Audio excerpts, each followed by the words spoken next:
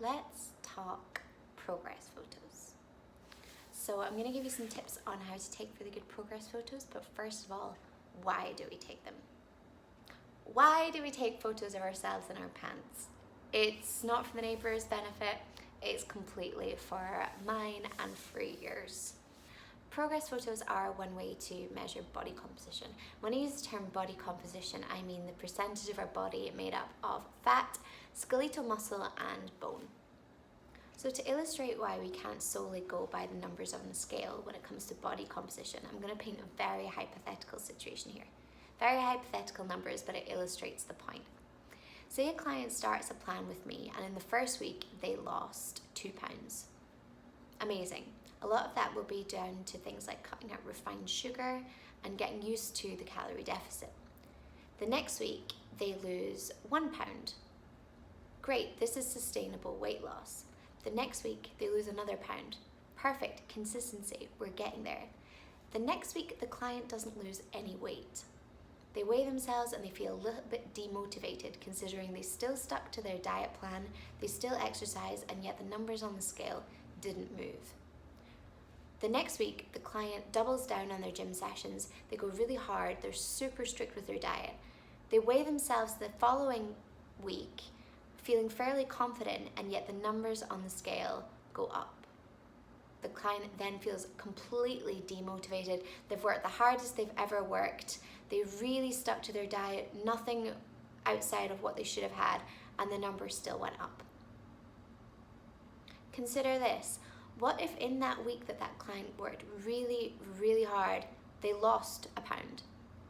They also, in the space of that week, gained 2 pounds of muscle. Say we had also been taking progress photos on those check-ins. The number on the scale may in fact say the client has gained weight, but if you put the photos of the 2 weeks together, the body composition may be completely different. And that's why we can't just go solely on weight, and we should also go by the visual. And let's be completely frank, no one is wandering around with a big sign on their head saying, I weigh X. It's all about what we look like, how we feel, and what we project. Weight on a scale can also be determined by so many factors that we just cannot keep consistent. So it would be things like water intake. Perhaps you're on a time of your cycle whereby you're retaining water more than you would be the week before. Perhaps you just need to go to the bathroom.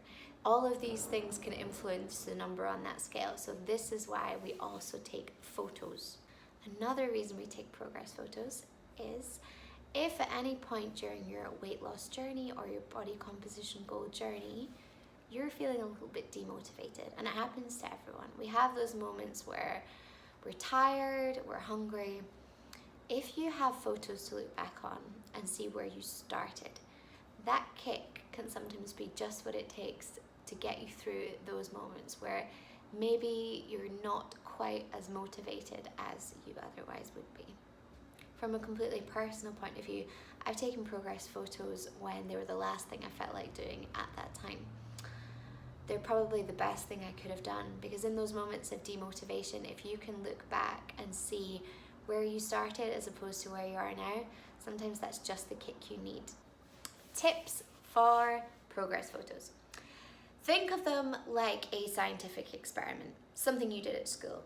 So to get the best result, we want to reduce the variables. So my tips for really great progress photos is to keep them as consistent as possible.